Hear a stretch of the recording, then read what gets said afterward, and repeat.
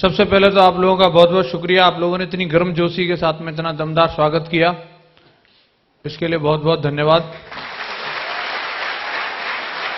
मैं अपने आप को इंट्रोड्यूस करना चाहूंगा। मेरा नाम जसवीर है और मैं भी आप लोगों की तरह इस बिजनेस में पिछले 12 साल से काम कर रहा हूं। जब मैं इस बिजनेस में आया था तो उस समय एक स्टूडेंट हुआ करता था। पढ़ते पढ़ते मैंने इस बिजनेस की शुरुआत करी। 12 साल काम करने के बाद में तमाम खट्टे मीठे अनुभव रहे और उन अनुभवों की वजह से, तमाम लोगों से मिलने की वजह से, लगातार इस बिजनेस में काम करते रहने की वजह से जो कुछ भी मैंने इस बिजनेस में सीखा जाना पाया है वो मैं आप लोगों तक पहुंचाने की कोशिश करूंगा।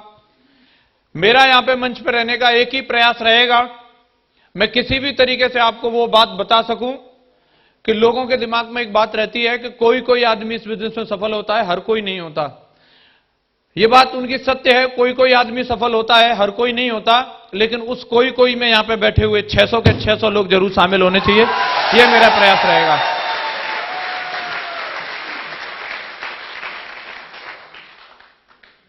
दोस्तों, बिजनेस की खूबसूरती इतनी है कि इसके लिए हमारे पास शब्द नहीं है।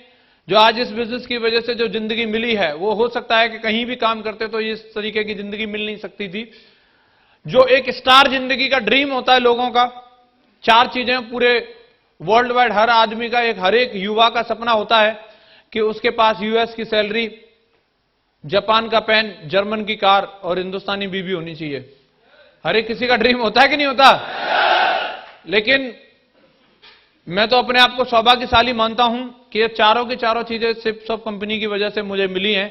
और हिंदुस्तान में रहकर यूएस के बराबर सैलरी टनाटन 8 लाख रुपए आ रहे हैं, साल के 1 करोड़ रुपए। जापान का पेन है, made in German BMW 50 lakh रुपए की कार चलाते हैं और हिंदुस्तानी लड़की से शादी करी है। तो यहां पे भी काफी सारे लोग बैठे हैं जो एक मामले में तो सौभाग्यशाली हैं।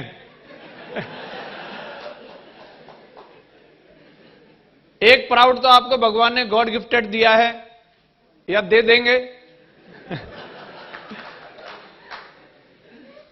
समझ गए सारे लोग, इसका मतलब है हिंदुस्तानी बीवी तो आपको मिल गई है या मिल जाएंगी।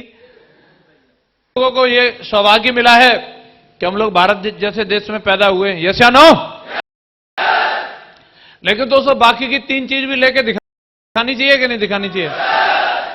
हमारे देश के लिए ये बात बोली जाती है, अध्यात्म के लिए पूरे विश्व भर से लोग भारत के अंदर आते हैं, लेकिन आधुनिकता के लिए हमारे देश के लोग बाहर जाते हैं।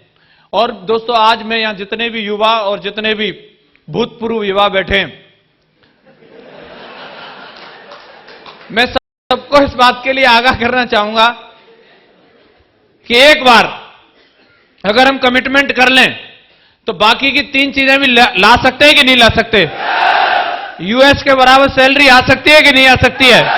जापान का पेन रख सकते हैं, स्विट्जरलैंड की वॉच बांध सकते हैं, जर्मन की कार चला सकते हैं, फिर तो जिंदगी की बल्ले बल्ले होगी। और क्या वो चीजें हैं, कैसे कोई भी इंसान उन सब अचीवमेंट्स को पाता है? इस बिजनेस में रहने के बाद, 12 साल काम करने के बाद अगर मेरे से कोई पूछे, मैं बोलता हूं यहां जितने लोग बैठे हैं हर कोई व्यक्ति कामयाब हो सकता है। आप लोग भी मार्केट में जाते होंगे, लोगों को बताते हैं कि साहब ये हमारे सर हैं, ये BMW में चल रहे हैं, ये 8 लाख रुपए कमाते हैं, और लोग बोलते हैं हर कोई नहीं कर पाता।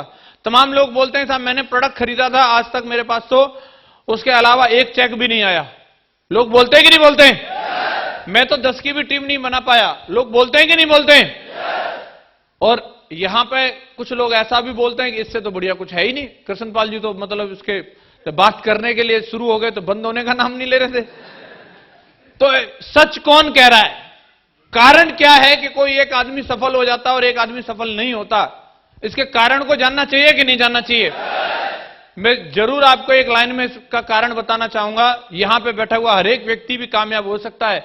मैं मानता हूं तमाम लोगों ने कंपनी को ज्वाइन किया और वो लोगों को 8,000 रुपए का भी चेक नहीं आया होगा, 1,000 रुपए का भी चेक नहीं आया होगा, लेकिन तमाम लोग ऐसे भी हैं जो महीने के 8 लाख रेगुलर ले रहे हैं। एक व्यक्ति क्यों उस तरीके की कामयाबी नहीं ले पाता जो दूसरे व्यक्ति ने उस तरीके की कामयाबी ले रखी है? उसके पीछे अगर कारण है तो आप सिंपल सी बात है, और ये मैसेज अगर आप लोगों के समझ में आ गया तो कामयाबी लेने से कोई आपको रोक नहीं सकता।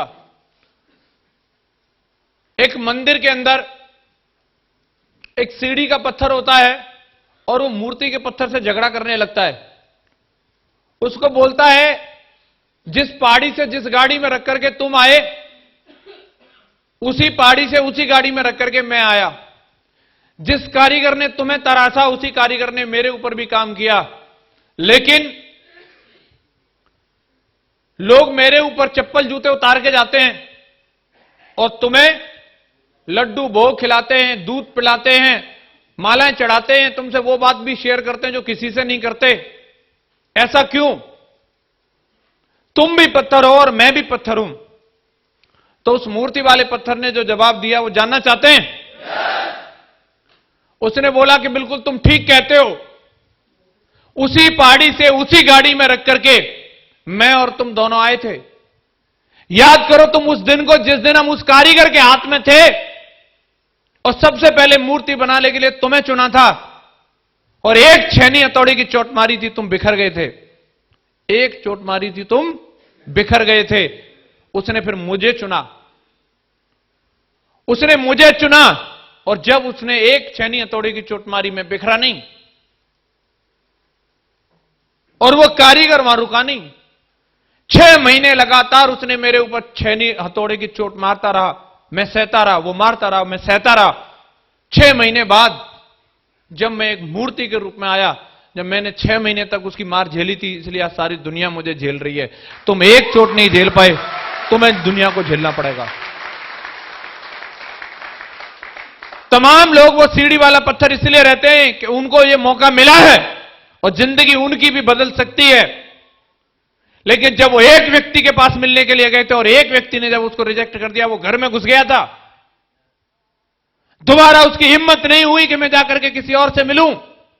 लेकिन आज अगर इन लोगों की अब पूजा हो रही है, आज इन लोगों के लिए वो सब कुछ है जो जिंदगी में कामयाबी का सबसे बड़ा पैमाना होता है, आज इन लोगों ने छू रखा है। तो उसका एक ही कारण है, इन्होंने हर एक उस चोट को झेला जो जमाने ने इनको मारी। ये कभी भी रुके नहीं, लगातार डटे रहे, इसलिए आज ये लोग राज कर रहे हैं।